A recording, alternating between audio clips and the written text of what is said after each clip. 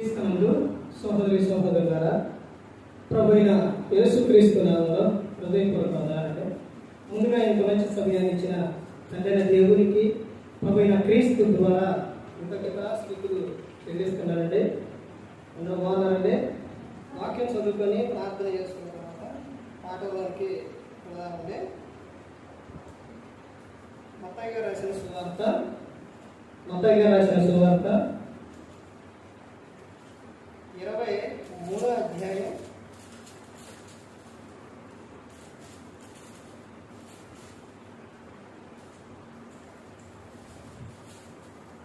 27వ వచనం. అయ్యో వేషధారులైన శాస్త్రులారా, పరిసయ్యులారా, మీరు సున్నము కొట్టిన సమాధులను పోలి ఉన్నారు. అవి వెలుపల శృంగారముగా అగుపడును గాని లోపల చచ్చిన వారి ఎముకలతోనూ సమస్త కర్మశముతోనూ నిండి ఉన్నవి. ప్రార్థన చేస్తుంది. పరలోకమందున్న మా తండ్రి, పరిశుద్ధుల ప్రేమ గల తండ్రి, గొప్ప తండ్రి, యెహోవా తండ్రి, అయ్యా మీ ప్రియకుమారుడు యేసుక్రీస్తు ప్రభువు ద్వారా కృతజ్ఞతాస్తుతులు చెల్లిస్తున్నాము నాయన. ఈ క్లాస్ అంతట్లో మీరు నడిపించండి తండ్రి. వాక్యం బోధించుండగా ఈ లోక సంబంధమైన జ్ఞానంతో కాకుండా నీ జ్ఞానంతో మాట్లాడే భాగ్యం దయచేస్తారని మా ప్రభువైన యేసుక్రీస్తు నామములో వేడుకుంటున్నాం తండ్రి. ఆమేన్. ప్రభు యేసుక్రీస్తు నామములో హృదయపూర్వక వందనాలండి. దేవుని కుమారుడు యేసుక్రీస్తు ప్రభువు ఈ లోకానికి వచ్చిన తర్వాత పరలోక రాజ్యం సమీపిస్తుంది కనుక మారు మనసు పొందమని ప్రకటింప మొదలుపెట్టారు. యేసుక్రీస్తు ప్రభువు చెప్పిన విషయాల్లో చాలా ప్రాముఖ్యమైన విషయాలు ఉన్నాయి. యేసుక్రీస్తు ప్రభువు ఒక వ్యక్తిని పరిపూర్ణంగా చేసి పరిశుద్ధపరిచి పరలోకంలో ఉంచాలని ఆయన ఈ లోకానికి వచ్చారు. ఎలాగనంటే యేసుక్రీస్తు ప్రభువు ఎలాగైతే ఆయన లోకంలో ఉన్నారో అదే విధంగా విషయం ఏంటంటే, అవశ్యం పాఠం పేరు ఏంటంటే నటించకండి.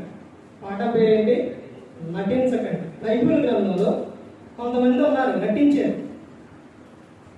వాళ్ళ ఆ నటన జీవితం ఎలా నటించారు వాళ్ళు అనేది బైబిల్ గ్రంథంలో కొన్ని విషయాలు చూద్దాం. పేరుతో సహా ఉన్నాయి నటించిన వాళ్ళు. ముందుగా మనం తెలుసుకోవాల్సిన విషయం ఒకటి ఎవరి గురించి అంటే, మొట్టమొదటిగా మనందరికీ రాజు, మనందరికీ మార్గము, మనందరినీ పరలోకం చేర్చి ఆయన యేసుక్రీస్తు. ఆయన చెబుతున్న విషయాలు ఏంటి అని అంటే, నటించకండి. నటించే వారి విషయాల్లో యేసుక్రీస్తు ప్రభువారు చాలా గట్టిగా సమాధానం చెప్పారు. వాళ్ళు ఎలాంటి వారైనా సరే వాళ్ళకి యేసుక్రీస్తు ప్రభువారు ఎందుకు అంతగా చెప్పారనంటే, నటనా జీవితం మనిషిలో ఉండకూడదండి. అది చాలా ప్రమాదం. ఎలా ఉండాలని యేసుక్రీస్తు ప్రభువారు కోరుకున్నారంటే ఆయనకు అలాగే ఉండాలి. యేసుక్రీస్తు ప్రభువారు 33.5 సంవత్సరాలు ఉన్నారు ఈ లోకంలో. 33.5 సంవత్సరాల్లో 3.5 సంవత్సరాలు సేవ చేశారు. 3.5 సంవత్సరాల్లో ప్రతి ఒక్కరికి తెలుసు ఆయన చేసిన స్వస్థతలు కానీ, అద్భుత కార్యాలు కానీ, సూచక్రియలు కానీ, ప్రతి ఒక్కటి కానీ, ఆయన చేసిన ప్రతి ఒక్క విషయంలో అందరూ ఆయన చూడాలని అందరూ కూడా ఆయన వెంట చాలా మంది వెళ్ళారు. ఇశ్రాయేలు దేశంలో యేసుక్రీస్తు ప్రభువు ఆయనను చూడడానికి చాలా మంది వచ్చారు. మరి అలాంటి సమయాల్లోని బంట్రోతులు, ఇది అందరికీ కూడా తెలుసుకోవాల్సిన విషయం. బంట్రోతులు యేసుక్రీస్తు ప్రభువుని సిలువకు తీసుకెళ్ళేటప్పుడు ఎందుకు యోధా ఇస్కరియోతు వచ్చి ముద్దు పెట్టుకుంటేనే తెలిసింది.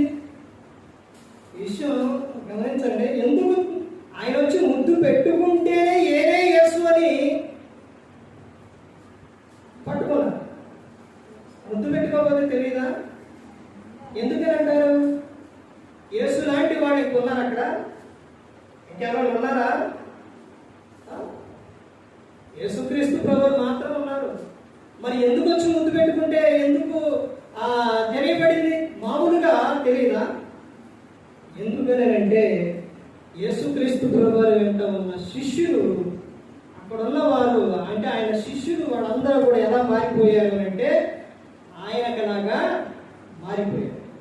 మొత్తం కూడా వాళ్ళ డ్రెస్సు ఎలాంటిదంటే ఎలాంటిది? యేసుక్రీస్తు ప్రభువు కానీ శిష్యులు కానీ వాళ్ళు వేసుకున్న ఆ రోజున ఏంటండి, కిందకి మొత్తం కూడా ఒకటే వేసుకున్నారు.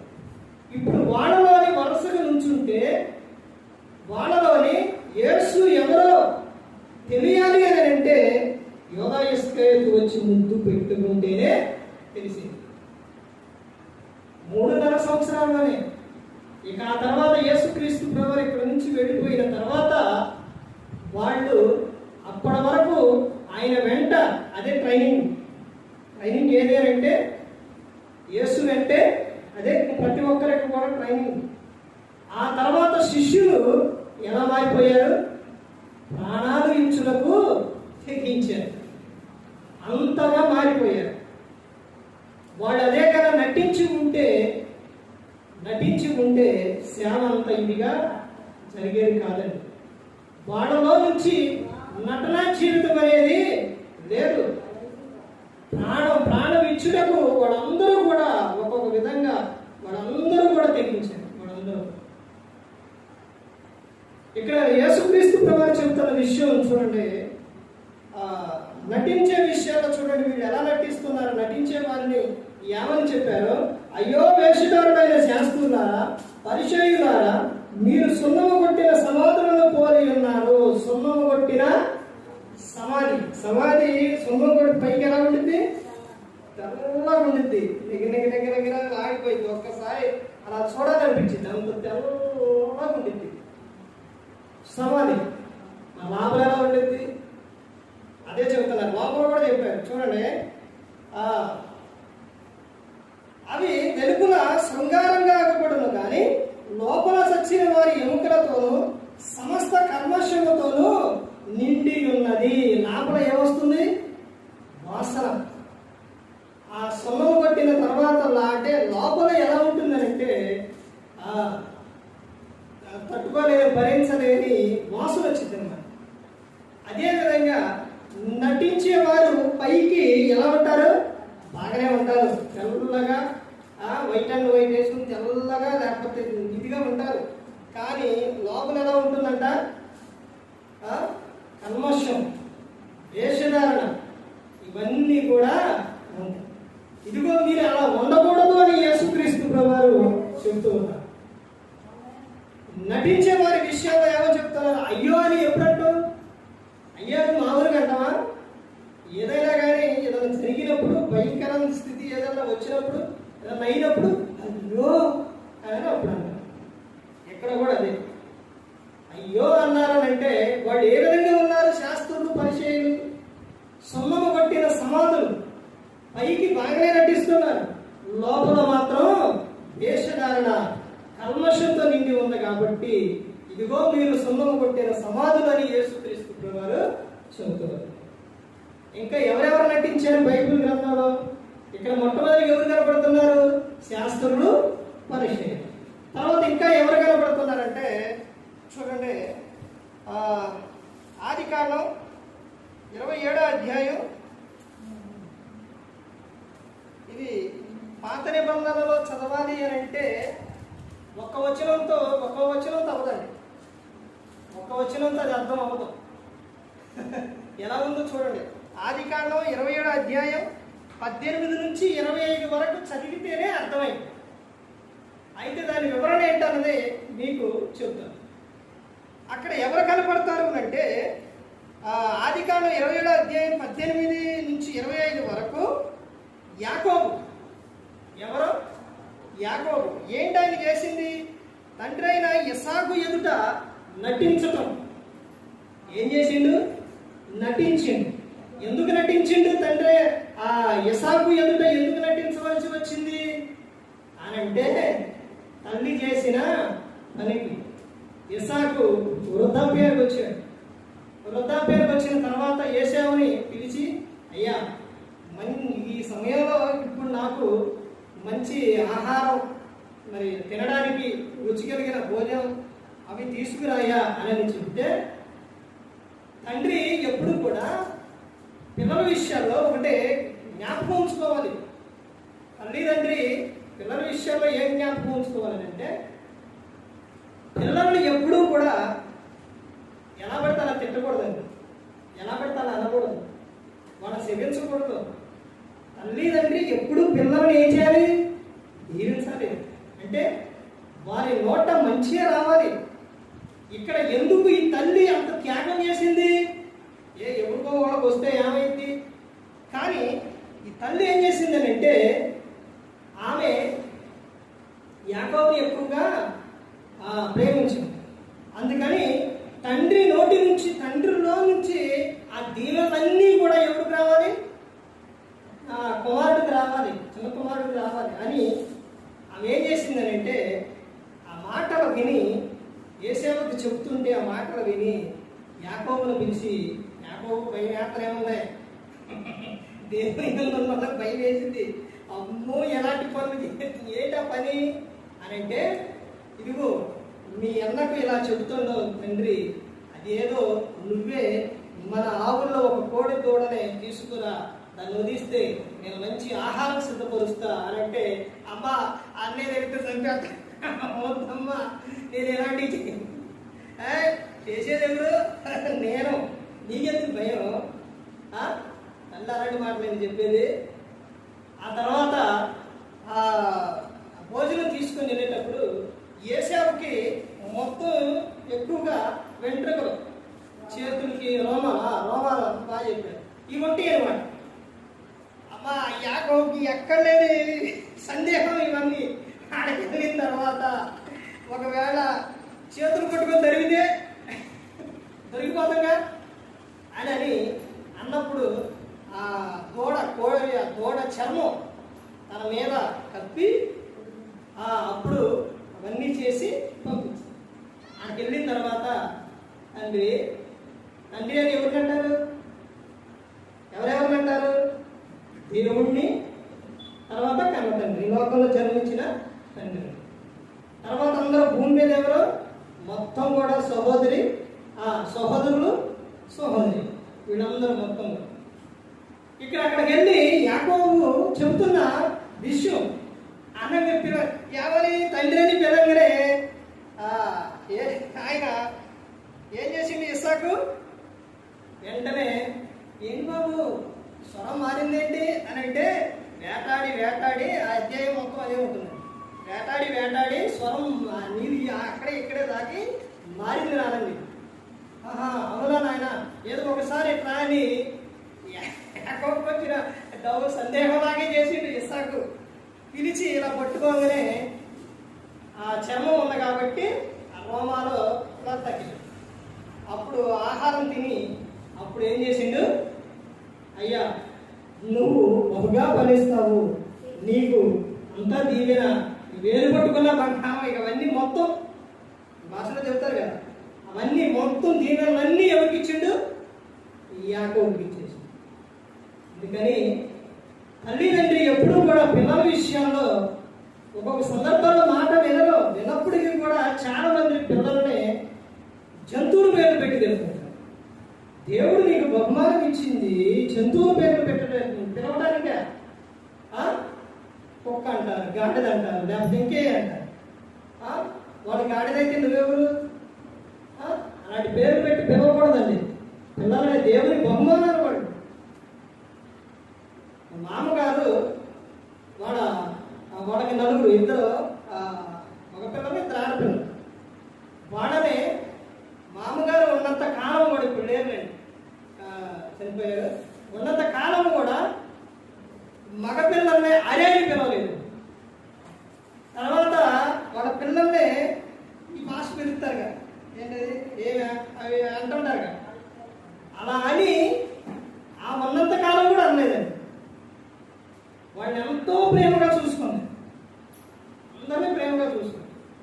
అలా తల్లిదండ్రి ఎప్పుడు కూడా ప్రేమగా చూసుకోవాలి. దేవుని యొద్ద ఉన్న పిల్లలు, దేవుని యొద్ద ఉన్నవారు ఎప్పుడున్నా మనం జగత్పురాన్ని వేయబడక మునిపే క్రీస్తులో ఉన్నాం. అప్పుడున్న మనం, అక్కడున్న మనల్ని ఇదిగో వీరిని పెంచి, వీరిని కని పెంచి పెద్ద చేసి వీరు బహుగా ఫలించే విధంగా చేయండి, వీడు నా కోసం బ్రతకాలి, వీళ్ళ ద్వారా నా మహిమ రావాలి అని దేవుడు బహుమానాలు ఇస్తే వాళ్ళని ఇష్టానుసారం వదిలేసి తర్వాత వాళ్ళని మందిరానికి తీసుకురాకుండా, తర్వాత వాడు ఎదుగుతున్నప్పుడు మాట వినకపోతే వాళ్ళని ఇష్టానుసారంగా ఎలా పడితే అలా పిలుస్తూ ఉంటారు. పిల్లలను ఎప్పుడు కూడా పిలవకూడదు. ఎందుకు ఆ తల్లి ఏశావుని కాకుండా యాకోబుని ఎందుకు పంపించింది? తండ్రి నుంచి దిగింది. తర్వాత తిరిగి తిరిగి తిరిగి ఏశావు తీసుకొని వచ్చిండు. ఆ తర్వాత తండ్రి దగ్గరకు వచ్చి, నానా నేనేనంటే, అయ్యా మరి అదేంటని నాకు వచ్చింది ఎవరనంటే, నాకు వచ్చింది తమ్ముడు ఎంత మోసం చేసిండు, ఎంతగా నటించిండు, అయ్యా ఇక నా దగ్గర ఏమీ రాలేదు, నువ్వు కష్టపడి పని చేయి, ఇవన్నీ కూడా చెబుతున్నావు. అంటే యాకోబు ఇక్కడ చేసిన విషయం ఏంటంటే తండ్రి అయిన ఇస్సాకు ముందు నటించిండు. ఎందుకు నటించిండు అతను? యాకోబు ఎందుకు నటించిండండి? ఏశావు లాగా ఉండడం కోసం, అంటే వరాలు తీసుకోవడం కోసం ఆ విధంగా నటించింది. ఎప్పుడైతే చివరగా మీకు ఒక విషయం చెప్తాను, 7వ విషయం, ఒక బైబిల్ గ్రంథంలో ఒక మాట చదివిస్తాను, అప్పుడు అర్థమైపోయింది. ఏదైతే భూమి మీద నువ్వు చేస్తున్నావో, ఈ విషయం మనసులో పెట్టుకోండి, భూమి మీద ఏదైతే చేస్తున్నావో, మేలు చేస్తున్నావా, కీడు చేస్తున్నావా, లేకపోతే నువ్వు నటిస్తున్నావా, నువ్వేదైతే చేస్తున్నావో చివరికి నీకు అదే జరిగింది. దేవుడు ఎవరిని విడిచిపెట్టడు. ఇక్కడ జరిగిన విషయం కూడా అంతే. యాకోబు ఎలాగైతే నటించిండో, ఎలాగైతే తండ్రిని మోసం చేసిండో, అదే విధంగా జరిగింది తాను కూడా. ఎన్నిసార్లు మోసపోయిందో తెలుసండి. ఎడ చేసింది ఒక్కసారే. బైబిల్ గ్రంథం చదివితే భలేగుంటుందండి. పేపర్ లాగా, పుస్తకం లాగా ఉండదు బైబిల్. పేపర్, ఇప్పుడు పేపర్ ఉందండి, ఈరోజు పేపర్ వచ్చింది, చదువుతూ పక్కన పడేసిన, రేపు లేటుగా వచ్చింది, వస్తుంది లేటుగా పేపర్ ముందు రాలేదు. ఇప్పుడు ఈరోజు వచ్చిన పేపర్ను తీసుకొని నిన్న పేపర్ చదువుతూ మళ్ళీ చదవరాసిన బుక్ ఉంది. ఇప్పుడు 5వ క్లాస్ ఉందండి, లేకపోతే 9th క్లాస్ ఉంది, ఏదో ఒక క్లాస్ ఉంది, అయిపోయింది ఆ క్లాసు. నువ్వు 10th వెళ్ళావు, మళ్ళీ 9th చదువుతావా? చదవరు. కానీ బైబిల్ అలా కాదండి. నువ్వు 100 సార్లు చదివినా, మరలా మొదటి నుంచి చదివితే మరలా నీకు కొత్తకుంది. సుమారు కొన్ని రోజుల్లో 4000 మెసేజ్లకి వెళ్తాయి యూట్యూబ్లో. అన్ని మెసేజ్లు చెప్పినా మరి ఈరోజు చెప్పేది ఎప్పుడన్నా విన్నారా? చూశారండి, నేనే విన్నా. కానీ దేవుడు ఇక్కడ మాట్లాడిస్తుంది ఎవరనంటే పరిశుద్ధాత్మ. ఇన్ని వాక్యాలు, ఇన్ని మెసేజ్లు మాట్లాడినా మరలా మాట్లాడేది కొత్తగానే ఉండింది. 100 సార్లు బైబిల్ చదువు, మరలా మొదటి కానీ చదవండి, మళ్ళా కొత్త విషయాలు తెలుస్తాయి. ఎందుకంటే ఇది బైబిల్ తండ్రి అయిన దేవుడు పరిశుద్ధాత్మ దేవుని సహాయంతో మనకు రాపించి ఇచ్చిన గ్రంథం, ప్రేమ లేఖ. ఇందులో శక్తి ఉందండి, పవర్ ఉంది. అది ఎవరికి తెలుస్తుంది అంటే వాక్యం చదివే వాళ్ళకే తెలుస్తుంది. వాక్యం చదవడం ప్రతి దినం మీకు వీలు చూసుకొని ఒక అధ్యాయం మనం ఫస్ట్ నుంచి మొదలుపెట్టి మీకు సమయం దొరికినప్పుడు అలా రోజుకు ఒక అధ్యాయం, ఇంకా సమయం దొరికి ఇంకా ఎక్కువ చదువుతూ ఉండండి. అసలు మీరు చదువుతున్నా కొందుకు ఇంకా చదువుతుంది. నేను చదివి టిక్కులు పెట్టి ఇవన్నీ కూడా ఎన్నో ఉన్నాయండి, ఎన్నో. అంత అద్భుతంగా ఉంటుంది బైబిల్ గ్రంథంలోనే. చూడండి, యాకోబు గారు ఆయన చేసింది ఒక్కసారి. ఈయన గురించి ఎంత దైవం పెడితే అయిపోయిందిగా. అందుకే పాత నిబంధన తీసుకోవాలి అంటే, పాత నిబంధనలో చరిత్రలు చెప్పాలంటే అవి గంటల తరబడి అవుతుంది. ఒక ఆయన కోసం ఇంత సమయం పడితే ఇంకెంతమంది ఉన్నారు? చాలా మంది ఉన్నారు. చూసారండి, వాళ్ళు అయినప్పటికీ చూద్దాం, వీలైనంత వరకే పూర్తి చేయడానికే చూద్దాం ఈ అంశం. ఈయన అక్కడ నుంచి వేరే ప్రాంతానికి వెళ్తాం, మామయ్య దగ్గరికి వెళ్తాం, మేనమామ. ఆ ఆడకి వెళ్ళిన తర్వాత ఈడ చేసింది ఒక్కసారే తండ్రిని. ఆడకి వెళ్ళిన తర్వాత ఎన్ని సార్లు కోసం వదలో యాకోబు గారు వివాహ విషయంలో. ఆ తర్వాత ఒకరిని ప్రేమిస్తే ఆయన ఏం చేస్తారో వివాహ సమయంలో మరలా వేరే వాళ్ళనిచ్చి పెద్దవనిచ్చి వివాహం చేస్తారు. రాహేలు ప్రేమిస్తారు యాకోబు గారు. ప్రేమ అంటే ఇది యాకోబు గారి ప్రేమ. ప్రేమ గురించి చెప్పాలంటే రెండు ప్రేమ. ఒకటి ఆత్మ సంబంధమైన ప్రేమ క్రీస్తుది, రెండో ప్రేమ ఎవరిది అని అంటే యాకోబు గారు. ఇలాంటి ప్రేమలు లేవు ఈ లోకంలో. కానీ ఇలా జీవితంలో ఇప్పుడు మనం చూసేది ఏంటంటే నటించడం గురించి. అయితే అక్కడికి వెళ్ళిన తర్వాత వివాహ విషయాల్లో జరిగిన సందర్భాల్లో ఒకరిని ప్రేమిస్తే ఇంకొకరి నుంచి పెళ్లి మోసపోయిందా. మరలా రెండోది ఈ సంపద యాకోబు గారు వెళ్ళిన తర్వాత మన తండ్రి దీవించింది కదండి బాగా. ఆయనకి ఎక్కడ పట్టుకుంటే అక్కడ ఇక ఇదే పెరిగిపోతుంది గొర్రెలో. ఆ గొర్రెల్లో కూడా విస్తారంగా ఉండేసరికి మేనమామ ఏం చేస్తారు అంటే లాబాను తాను ఒక వేరే విధంగా చెబుతాడు అనమాట. ఎలాగనంటే సార్ నుండి మొత్తం నీయడు, సార్ నుండి తీసుకోడు. ఇప్పుడే అడిగితే సార్లో చూసారా. అక్కడ కూడా ఇదే మరలా దేవుడి ప్రార్థన చేస్తే సోలం ఇవంటే దాని పేరు ఉంది అయితే నానబెట్టి ఆ నీరు అవి తాగితే అవి పుట్టే ఆయనకి అన్నిటికీ సామర్థ్యం. అక్కడి నుంచి మరలా వెళ్ళేటప్పుడు ప్రయాణమే వెళ్ళేటప్పుడు మరలా మోసమే. ఎన్నిసార్లు ఒక్కసారి నటించినందుకు, ఒక్కసారి మోసం చేసినందుకు ఎన్నోసార్లు ఆయన మోసం చూసారంటే. చివరిలో చూపిస్తాం రెఫరెన్స్, అప్పుడు అర్థమైపోయింది. ఇది మొత్తాన్ని చూడండి. తర్వాత న్యాయాధిపతులు 16వ అధ్యాయం 15 నుంచి 22 వరకు చూస్తే ఇక్కడ ఒక ఆమె, ఎవరామె న్యాయాధిపతుల్లో ఎప్పుడు కనపడేది మొత్తం ఎవరు కనపడతారనంటే ఎవరు సంసోన్ గారు. సంసోన్ గారు ఎక్కడి నుంచి అంటే 16వ అధ్యాయంలో కనపడతారు.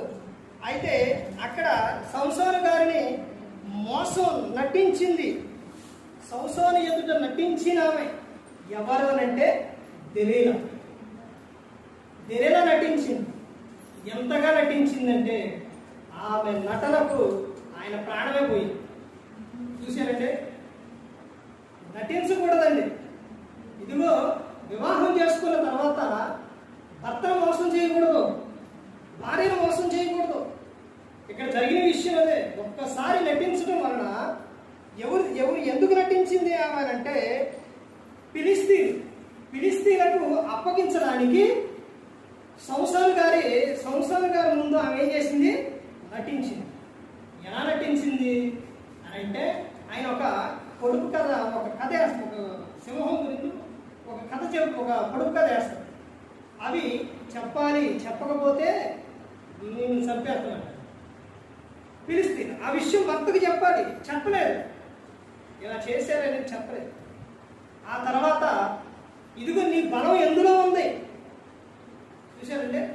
ఎందుకని అడిగినా కానీ ఎందుకనంటే అంటే నువ్వు నాకు చెప్పవా, నువ్వు నన్ను ప్రేమించట్లేదా, నువ్వు నన్ను ఇష్టపడట్లేదా అంటే నాకు చెప్పవా అని ఎన్నోసార్లు ఆమె అడిగినా కానీ చెప్పడం. ఏయో చెబుతుంది. చెప్పినా కానీ చివరకు ఆమె వలన ఆయన ప్రాణం విసిగి సాగబోరేను అని ఉంది. స్త్రీ భర్త విషయాల్లో ప్రేమ లేకపోతే విసిగిస్తూ ఉంటే ఆయనకి ఎలా ఉంటుందో తెలుసండి. అసలు ఎందుకు బ్రతుకుతున్నారు అనిపించింది. ఇక్కడ జరిగిన విషయం అది. సంసారం గారి ముందు ఆమె నటించడం, ఆ నటన వలన ఆయన ప్రాణం విసిగిపోయింది. విసిగి చనిపోయినా బాగుండు అని ఆ తర్వాత అప్పుడు చెబుతారు. ఏమని చెబుతారు? నా బలము, నా శక్తి ఎక్కడుందని చెబుతారంటే నా వెంట్రుకల్లో ఉంది అని. ఆ వెంట్రుకలు కట్ చేసిన తర్వాత ఆయనలో ఉన్న బలమంతా కూడా పోయింది. చూసారంటే తెలియలా ఏ విధంగా నటించిందో. నటన వలన జరిగిన విషయం ఏంటి అంటే, నటించడం అంటే అది మామూలు విషయం అనుకుంటున్నారు. నటించడం వలన జరిగిన విషయం ఏంటి? ఆయన ప్రాణమే పోయింది. సంవత్సరం గారు అదే విషయం ముందే చెబితే సంవత్సరం గారికి 1000 మందిని గాడిద దవడ ఎముక తీసుకొని చంపిన ఆయన పిలిస్తే ఒక లెక్క. కానీ స్త్రీ ఆమె భార్యే ఆయన ముందు నటించి అంటే నువ్వు చెప్పువా ఇవన్నీ కూడా ఆయన విసిగించేసి ఆ రహస్యం ఏదో తెలియపరుచుకున్న తర్వాత ఫిలిస్తీన్కి చెప్తే ఆ ఎండ్రోలు కట్ చేసి తర్వాత తీసుకెళ్ళి ఆయనను కట్టేసి ఇచ్చేసేసి బానిసగా మారిపోయాడు సంవత్సరం. కారణం ఎవరనంటే స్త్రీ నటించడం. నటనా జీవితం ఉండకూడదండి ఎప్పుడు కూడా. తర్వాత ఇంకా ముందుకెళ్తే ఇంకా నటించిన వాడు ఉన్నారు. చూడండి 1 సమయాలు 18వ అధ్యాయం 17వ వచనం నుంచి 21వ వచనం చూస్తే, దావీదు ఎదుట నటించిన ఆయన ఎవరు అనంటే సౌలు. ఎందుకు దావీదు గారి ఎదుట నటించిండు? ఎందుకు నటించిండు సౌలు అంటే దావీదు గారిని చంపడానికి. సౌలు ఎవరు? ఇశ్రాయేలుకు మొదటి రాజు. తర్వాత దావీదు గారికి ఏమైంది? మామ. అర్థమైందండి? ఎలాగా? 6 మూల జానుడు గొలియాతును చంపితే కూతుర్నిచ్చి వివాహం చేస్తానని చెప్పు, తర్వాత రాజ్యంలో సగం రాజ్యం ఇస్తానని చెప్పు, ఇవన్నీ చెబుతుంది. దావీదు గారు గొలియాతుని చంపిన తర్వాత ఆ తర్వాత వచ్చేటప్పుడు అక్కడ జరిగిన విషయం ఏంటంటే, ఎవరు సౌలు వచ్చేటప్పుడేమో సౌలు రాజుకు వేల కొలది జేజేలు అంటారు. దావీదు గారు వచ్చేటప్పుడు 10,000 కొలది జేజేలు అంటారు. ఈయనకి ఎక్కువ, ఈయనకి సౌలుకు తక్కువ, దావీదు గారికి ఎక్కువ. అలా వచ్చిన తర్వాత అసూయ వచ్చింది. అది వచ్చిన కాడి నుంచి ఇక ఆయనను చంపడానికి చూస్తున్నాడు. ఆయన ముందు నటిస్తాడు. ఆయన నటించిన నటన చాలా ప్రమాదం అండి. ఆయన నటించిన సౌలు నటించిన నటనకు తన కుటుంబం మొత్తం కూడా ఇదైపోతాడు. ఆయన కుమారుడు ఆయన యుద్ధంలో ఏమైపోతారు? చనిపోతారు. తర్వాత అయితే సౌలు కుమారుడు చేసిన ఒక మంచి పని, ఎప్పుడైనా జీవితంలో మంచి పని చేయండి, అది ఎప్పటికీ వృధా అయిపోదండి. మంచి పని తాను చేసిన సౌలు కుమారుడు దావీదు గారి విషయంలో ఏమైతారు? వాళ్ళిద్దరు బామ్మ వరుస. కానీ దావీదు గారు ఎవరు? రాజు. ఈయన రాజు కుమారుడు. అసలు రాజు కుమారుడు ఇంకొక ఆయనకు ఎవరన్నకి ఎలాంటి సలహాలు చెబుతారా? ఎలాంటిదో తెలుసండి? ఇదిగో నా తండ్రి దగ్గర నుంచి ఏ సమాచారం అయినా నేను నీకు చెబుతాను. నువ్వేమైతు తెలుసా? నువ్వు రాజు అవుతూ, నువ్వు సింహాసనం ఎక్కుతూ, అసలు నీకు తిరుగులేదు. అసలు ఈరోజు చెప్పాడు ఉన్నారట. చూడండి, అసలు నేను రాజుని అవ్వాలి, నేను రాజకుమారుణ్ణి, నువ్వేంటి అనే విధంగా మాట్లాడతారు. కానీ ఈయన చూడండి, రాజకుమారుడు అయి ఉండి దావీదు గారికి ఎలాంటి సపోర్ట్ చేస్తున్నారో చూడండి. అంత సహాయం చేయబట్టి వీళ్ళందరూ సౌలు కుటుంబంలో అందరూ చనిపోయినా చివరికి ఒక ఆయన మాత్రము మిగులుతున్నారు. ఆయన అవిటాయన అంటే ఆ కుమారుడు దావీదు గారు అతని కోసం పంపించి అతన్ని తీసుకొచ్చి తన భోజనం చేసే రాజును భోజనం చేసే దగ్గర ఆడ కూర్చోబెట్టి దావీదు గారితో పాటు సమానంగా అతన్నే చూస్తారన్నమాట. ఎందుకు? తన తండ్రి చేసిన మంచి పని కోసం. కానీ సౌలు నటించడం వలన తన కుటుంబమే ఇదైపోయాడు. తన కత్తి మీద తానే పడి చనిపోయాడు. ఎప్పుడైనా కానీ మేలు చేసిన కీడు చేసిన రెండు కూడా అలాగా తిరుగుతూనే ఉంటాయి. మేలు చేస్తే అది నీకు దీవెన, ఆశీర్వాదం. నీకు ఒక్కరితో పోదు, అర్థమవుతుందండి. తర్వాత నువ్వు లేకపోయినా నీ కుటుంబంలో ఎవరికైనా కానీ జరిగింది. ఈడు చేసినా అంతే, వేరు చేసినా అంతే. తర్వాత ఇంకా ముందుకెళ్తే ఇంకా చూడండి, ఇంకా జరిగిన విషయం 2 సమూయేలు గ్రంథం 13వ అధ్యాయం 1 నుంచి 14 వచనాలు. అమ్నోను, ఇక్కడ ఇది ఒక భయంకరమైన విధానం. అమ్నోను ఎవరు అమ్నోను అంటే దావీదు గారు కుమారుడు. ఇప్పుడు ఇక్కడ తల్లులు వేరు. అంటే ఇక్కడ సందర్భం ఎలాంటిది అంటే, దావీదు గారు కుమారుడు అమ్నోను, తర్వాత ఆ దావీదు గారికి కుమార్తె, ఆమె పేరు తామారు. అయితే ఇక్కడ జరిగిన సందర్భం ఏంటంటే, ఆమె చాలా అందంగా ఉండింది. తామారు వాళ్ళ అన్నయ్య, తామారు వాళ్ళ సంతన్నయ్య అభిషాలోము, వీళ్ళిద్దరూ చాలా అందంగా ఉంటారు. అయితే ఇక్కడ దావీదు గారు రాజు కాబట్టి భార్యలు, ఇక్కడ స్త్రీలు ఆయనకు మొత్తం కలిసి భార్యలో ఒక 5 సుమారు. అయితే ఇక్కడ అమ్నోను ఒక ఆమె కుమారుడు, తామారు అభిషాలోము ఒక ఆమె కుమారుడు, తండ్రి మాత్రం ఒక్కడే.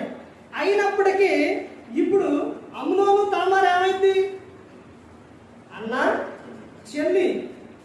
ఇప్పుడు ఆ అధ్యాయంలో ఉంది అదే, చెల్లి మీదే అతను ఆ చెల్లి మీద తన్నేస్తాడు. మా భాషలో చెప్పాలంటే ఇష్టపడి తర్వాత అక్కడ జరిగిన ఒక సందర్భం ఏంటంటే, ఆమె మీద ఇష్టపడి ఆమెతో నేను తప్పు చేయాలి, ఆమెతో ఇది అవ్వాలని ఇతను అనుకుంటా ఆలోచించుకుంటూ ఉంటాడు.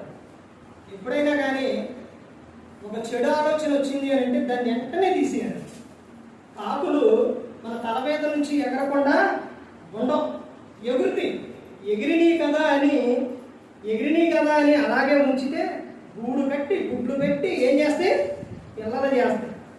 ఏమైంది ఇప్పుడు సందర్భం, ఇప్పుడు బయట ఎక్కడన్నా చెట్లు ఎందుకు నరుకుతారు? ఇప్పుడు యాప చెట్లు కానీ లేకపోతే ఇంటి దగ్గర ఉన్న చెట్లు నరికేస్తారు. ఎందుకు నరుకుతారు గమనించారా? తెలుసు, అందరికీ తెలుసు. కానీ ఎందుకు నరుకుతారనంటే, పొంగల గట్ట పక్కన కాకు గూళ్ళు పెడితే అవి ఏగటం, చికాకు, వాసన, తర్వాత వర్షం పడితే ఉండలేదు అసలు. అందుకనే వాటిని ఏం చేస్తారు? నరికేస్తారు. ఇక్కడ సందర్భం ఏంటి, అది ఎందుకు చెప్పాను అంటే, ఇప్పుడు అలా గుడ్లు పెట్టి పిల్లలు చేస్తే వాసన వచ్చింది కాబట్టి, చెడు కంపు వచ్చింది కాబట్టి. అంటే ఇక్కడ సందర్భం ఏంటంటే, మనకిలో చెడు ఆలోచన రాగానే దాన్ని ఏం చేయాలి? దాన్ని అలా ఉంచకూడదండి, దాన్ని వెంటనే తీసి. ఇక్కడ జరిగిన విషయం కూడా, చెల్లి మీద ఎప్పుడైతే మనసు పడ్డాడో, అది ఎప్పుడైతే ఆ ఆలోచన ఏమైతుందంటే రోజు రోజుకి. అందుకనే యేసుక్రీస్తు ప్రభువు చెప్పారు, ఏమని చెప్పారు? ఒక స్త్రీని మోహము చూపుతో చూచు ప్రతివాడు అప్పుడే తన ఉదయమందు విచారం చేసినట్టు అని. ఎందుకనంటే ఒక చెడు ఆలోచన ఒక స్త్రీ మీద ఆలోచన వచ్చిందంటే, పురుషుని మీద అయినా సరే, లేకపోతే ఈ అసూయ కక్షలు ఇవి ఉంటే చూసారా, అవైనా సరే ఇవైనా సరే, దేన్నైనా కానీ మనసులోని చెడుని అలా ఎప్పుడు కూడా పొదగనీయకూడదు, అలా ఉంచకూడదు. ఇలా అలాగే ఉంచేస్తే జరిగిన విషయం ఏంటంటే, అతని దగ్గరకు ఒక స్నేహితుడు వస్తుంది. స్నేహితుడు వచ్చినప్పుడు వచ్చి అడుగుతుంది, ఎలా ఏంటి అంటే, మన భాషలో ఈ భాషలో చెబుతాను, ఏంటి అలా అవుతున్నావు ఏంటంటే, ఇలా నా చెల్లి మీద నేను మనసు పడ్డాను అని. అప్పుడు వెంటనే ఏం చెప్పాలండి? అదే తప్పురా, వద్దు, ఆమె నీ చెల్లి, నువ్వు ఎవరివి? రాజకుమారుడివి. కాబట్టి ఎంతమంది లేరు, రాజు సైన్యం అంటే ఎంతమంది ఉంటారు? ఎంతమంది లేరు. తర్వాత ఆమె చెప్పే విషయం అదేనండి, వద్దు అని చెప్పాలా? చెప్పకుండా చాలా మంది మంచి స్నేహితులు ఉంటారు, చెడు స్నేహితులు ఉంటారు. దుష్ట సాంగత్యం ఏం చేస్తుంది? మంచి నడవడని చెప్పేస్తుంది. ఇతను అక్కడికి వచ్చి ఏంటో సన్నగా అయిపోతున్నావు, ఏంటి ఎలా అయిపోతున్నావు అని అంటే, అప్పుడు చెబుతారు అనమాట, చెల్లి మీద నేను మనసు పెట్టుకున్నానంటే అప్పుడు సలహా ఇస్తారు. పనికి మాట్లాడుగా ఏం సలహా ఇస్తారంటే, నువ్వు రోగివైనట్టు పడుకో అంటే నటించను, అలా నటించు. రోగివైనట్టు అలా నటించిన తర్వాత తండ్రి వస్తారు, అడుగుతారు, ఏంటయ్యా ఎలా ఉన్నావంటే నేను నా చెల్లి చేత భోజనం తినాలని నేను అనుకుంటున్నాను, నాకు హెల్త్ బాగలేదు అని నువ్వు చెప్పు. తర్వాత మీ నాన్న రాజు కాబట్టి రాజు మాటకు ఎదురు ఉండదు, మీ చెల్లిని పంపిస్తారు, అప్పుడు ఆమెతో ఇచ్చేయచ్చు అని చెప్పి అది చెప్పినట్టే ఈయన అదే ప్లాన్ చేస్తాడు. చేసిన తర్వాత అప్పుడు ఆమె వచ్చింది. అంత ధైర్యంగా స్త్రీ ధైర్యంగా లోపలికి వెళ్ళిందంటే, ధైర్యంగా ఉందంటే, ధైర్యంగా వెళ్ళిందంటే ఎవరని? అదే పరపురుషుడు అయితే వెళ్ళిద్దామా? ఎవరన్నా వెంట తెచ్చుకునిద్ది. కానీ ఎవరని వెళ్ళింది?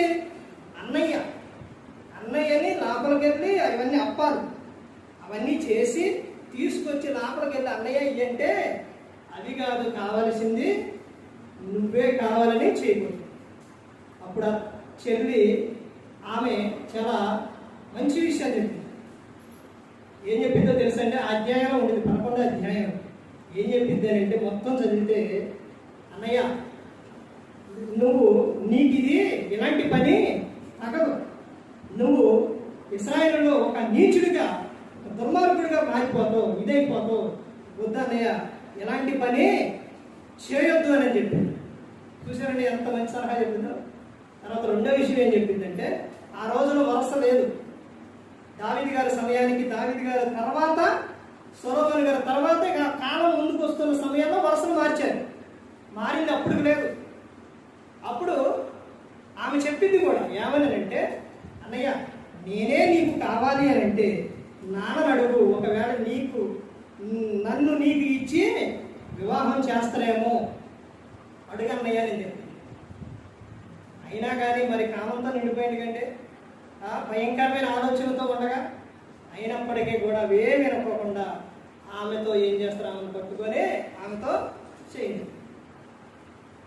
అది వరకు ఆయనలో ఉన్న ఇష్టం అదంతా మొత్తం కూడా ఎప్పుడైతే ఆమెతో ఇచ్చేసిండో తర్వాత పోయిన తర్వాత ఏమైనా అక్కడి నుంచి వెళ్ళిపో అంటే అప్పుడు కూడా సలహా చెప్పిద్దామా చెల్లికంటే, అప్పుడు కూడా సలహా చెప్పింది. ఏమనంటే, అన్నయ్య నన్ను ఇక్కడ నుంచి పంపిస్తే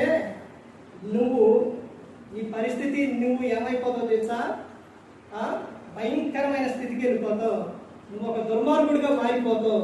అన్నయ్య నువ్వు ఎక్కడి నుంచి నన్ను పంపించవద్దు అని జరిగినా కానీ పంపించవద్దు అని అంటే బలవంతంగా ఆమెనే అక్కడున్న వాడు పిలిచి, గొండొద్దును పిలిచి బయటికి పంపించేస్తే ఆమె ఏడ్చుకుంటా, ఆ తల మీద బూడిద పోసుకొని ఏడ్చుకుంటా వెళ్ళిపోయింది. అలా బయటకు వచ్చిన ఆమె విషయంలో జరిగిన విషయం ఏంటంటే, అన్నయ్య, సొంత అన్నయ్య ఎవరో అబషాలోము చూసి అప్పుడు అడుగుతారు, అన్నయ్య నిన్ను ఇలా చేశాడు కమ్మా అని అన్నప్పుడు, చేసేయాలని ఏడ్చుకుంటా తాను నటించిన నటన జీవితాన్ని బట్టి చెల్లిని ఎలాగైతే చేశాడో, ఎప్పుడైతే తప్పు చేస్తారో ఎవరైనప్పటికీ ఎక్కువ కాలం ఉండరండి. ఇక్కడ జరిగిన విషయం ఏంటంటే, అదే మనసులో పెట్టుకొని కొన్ని రోజుల పాటు ఇది మరిచిపోయారు అనుకునే సమయానికి ఏం చేస్తారంటే, తర్వాత ఒక విందు చేసి, ఇంత మామూలు వీడు పిలిస్తే రాడని ఎక్కడికి వెళ్తారో తండ్రి దగ్గరికి వెళ్ళి, నాన్న మరి నేను విందు ఏర్పాటు చేశాను, మరి తమ్ముడు మరి పంపించు అని అన్నప్పుడు భయం వేసింది. దావీదు గారు కూడా సందేహిస్తాం, ఎందుకంటే వాడు చెల్లినే కదా ఇలా చేసింది, నేను కూతురే. తర్వాత ఈ విషయం దావీదు గారు చేసి చాలా బాధపడతాం తండ్రిగా. తర్వాత మరి ఇక్కడ ఆ అన్న పిలుస్తుంది, మరి అయినప్పటికీ వెళ్ళాలి కదా అని ఏం చేస్తారంటే సరేనండి. అప్పుడు అమ్నోని తీసుకెళ్ళి విందు చేపించి, మందు తాగించి, మద్యం తాగించి మార్గంలో వచ్చినప్పుడు చంపించేసి. చూసారండి ఎలా జరిగిందో? అమ్నోను నటించిన నటన చెల్లి జీవితం ఇదైపోయింది. ఇతను కూడా తన జీవితకాలం అంతా లేడు, మధ్యలోనే వెళ్ళిపోయాడు. నటన జీవితం అంత భయంకరమైన స్థితికి వెళ్ళిపోతుంది.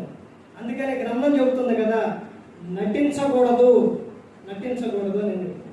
తర్వాత ఇంకా ముందుకెళ్తే ఇంకా ఏం చెప్తున్నారంటే, ఇంకా ఎవరి విషయం అంటే, మత్తయి సువార్త 26వ అధ్యాయం 20వ వచనం నుంచి 25వ వచనం నుంచి చూస్తే యోధా ఇస్కరియోతు ఎవరంట? యోధా ఇస్కరియోతు ఎవరి విషయంలో? యేసుక్రీస్తు ప్రభువారి విషయాల్లో నటించింది. ఎంతగా నటించిందంటే మంచివాడిగా నటించింది. చివరగా మంచివాడిగా నటించి అక్కడ అది మొత్తం యేసుక్రీస్తు ప్రభువారికి తెలుసు, కానీ పక్కన ఉన్న శిష్యునికి వీళ్ళందరికీ తెలియదు.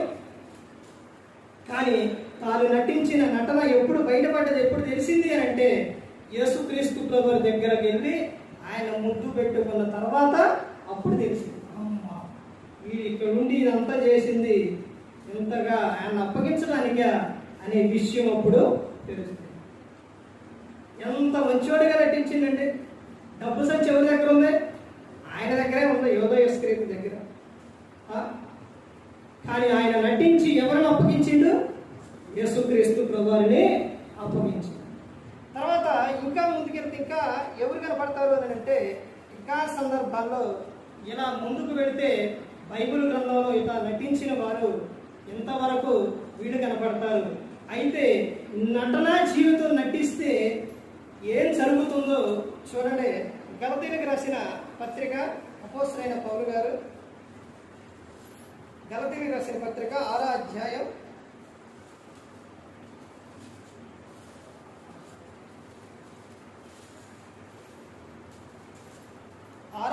7వ వచనం చూడండి. మోసపోకుడి, దేవుడు వెక్కిరింపబడడు, మనుషుడు ఏమి విత్తునో ఆ పంటనే పోయును. చూసారంటే ఇప్పుడు వీళ్ళందరి జీవితాల్లో జరిగిన విషయం ఏంటి? అది దేవుడు ఎక్కిరింపబడలా. మనుషుడు ఏదైతే విత్తుతునో ఆ పంటనే కోస్తారో అనే విషయం యాకోబు గారి విషయంలో కానీ, ఇక్కడ ఎవరెవరో దెలీలా విషయాల్లో కానీ, సౌలు విషయాల్లో కానీ, అమ్నోను విషయాల్లో కానీ వాళ్ళు ఎలాగైతే చేశారో వాళ్ళ జీవితాలు కూడా ఇదైపోయాయి. చూశారంటే నటించకూడదు. నువ్వేదైతే విత్తుతావో ఆ పంటనే నువ్వు కోస్తావు. అందుకని ప్రతి ఒక్కరి విషయంలో గ్రంథం చెప్తున్న విషయం ఏంటి అంటే నువ్వు ఎవరి ముందు నటిస్తున్నావు?